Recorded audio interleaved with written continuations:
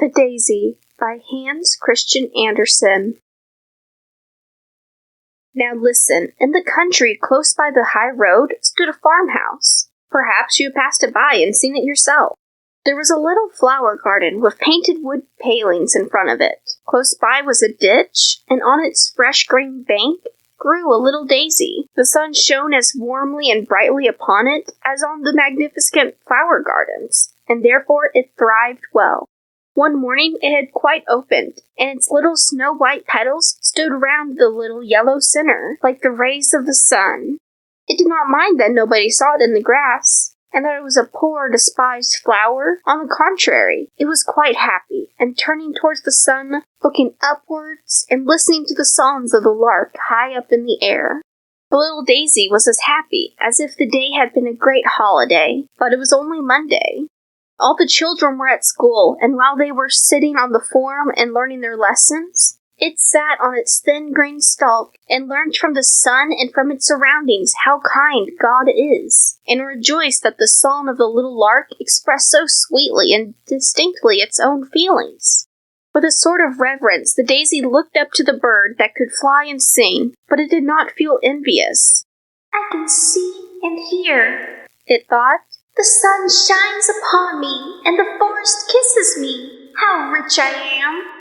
In the garden close by grew many large and magnificent flowers, and, strange to say, the less fragrance they had, the haughtier and prouder they were.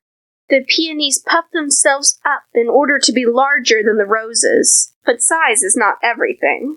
The tulips had the finest colors, and they knew it well, too, for they were standing bolt upright like candles, that one might see them the better.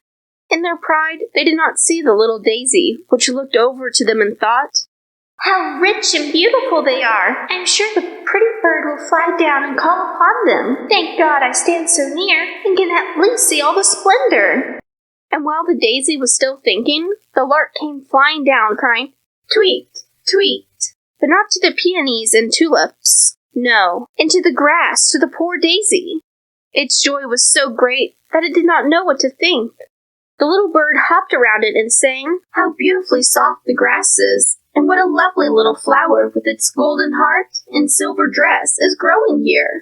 The yellow center in the daisy did indeed look like gold, while the little petals shone as brightly as silver. How happy the daisy was, no one has the least idea. The bird kissed it with its beak and sang to it, and then rose again up into the blue sky. It was certainly more than a quarter of an hour before the daisy recovered its senses. Half ashamed, yet glad at heart, it looked over to the other flowers in the garden. Surely they had witnessed its pleasure and the honor that had been done to it. They understood its joy. But the tulips stood more stiffly than ever. Their faces were pointed and red, because they were vexed. The peonies were sulky. It was well that they could not speak, otherwise they would have given the daisy a good lecture.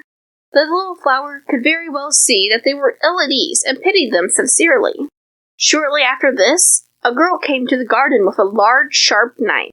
She went to the tulips and began cutting them off, one after another. "Oh," sighed the daisy, "that is terrible. Now they are done for." The girl carried the tulips away. The daisy was glad that it was outside, and only a small flower. It felt very grateful.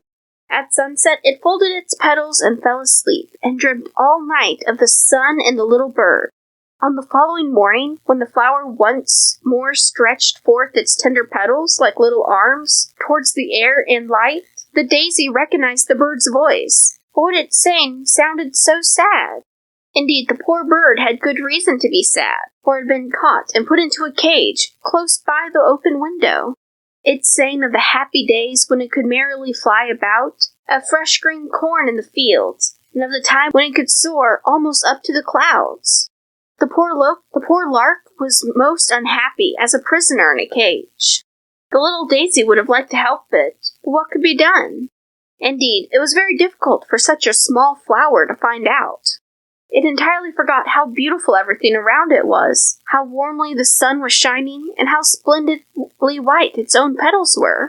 It could only think of the poor captive bird, for which it could do nothing.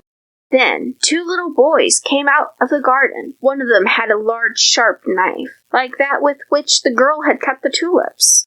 They came straight towards the little daisy, which could not understand what they wanted. "Here is a fine piece of turf for the lark," said one of the boys, and began to cut out a square around the daisy so that it remained in the center of the grass. "Pluck the flower off," said the other boy, and the daisy trembled for fear, for to be pulled off meant death to it, and it wished so much to live as it was to go with the square of turf to the poor captive lark's cage. "No, let it stay," said the other boy. "It looks so pretty." And so it stayed, and was brought into the lark's cage.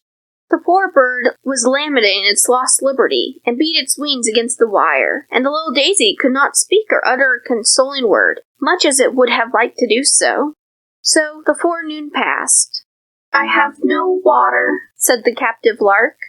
"They have all gone out and forgotten to give me anything to drink. My throat is dry and burning. I feel as if I had fire and ice within me, and the air is so oppressive. Alas, I must die and part with the warm sunshine, the fresh green meadows, and all the beauty that God has created."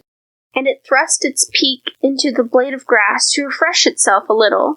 Then it noticed the little daisy and nodded to it, and kissed it with its beak and said, "You must also fade in here, poor little flower. You and the piece of grass are all they have given me in exchange for the whole world, which I enjoyed outside. Each little blade of grass shall be a tree for me, and each of your white petals a fragrant flower. Alas, you only remind me of what I have lost."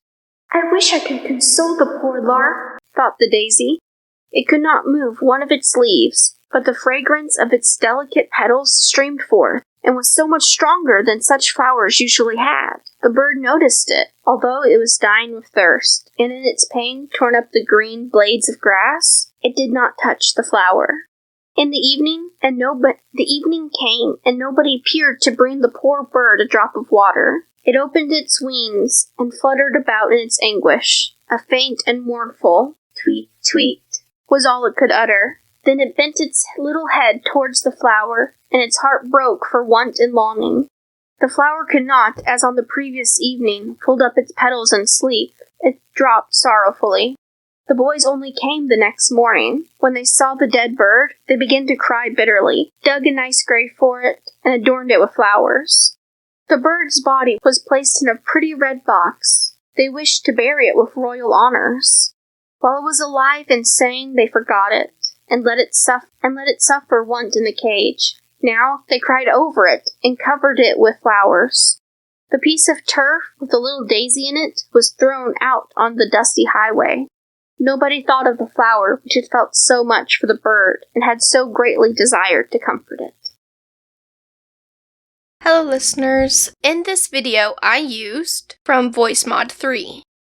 Magic chords. Please subscribe and like the video if you enjoyed listening to this hidden gem, and share in the comments any short story recommendations. Thank you for listening.